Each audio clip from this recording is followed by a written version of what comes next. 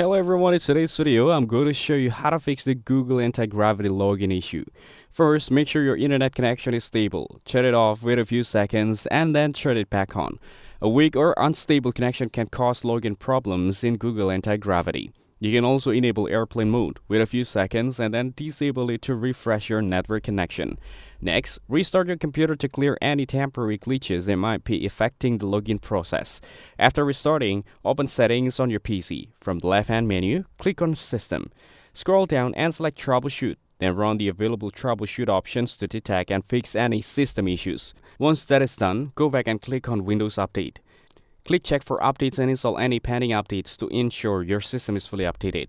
Now open Google Chrome. Click on the three dots at the top right corner and go to Settings. In Settings, open Privacy and Security and then click on Delete Browsing Data. Select cookies and other site data and cached images and files. Then click Delete Data to remove any corrupted or outdated files that might prevent login. Finally, reopen Google Antigravity and try signing in again.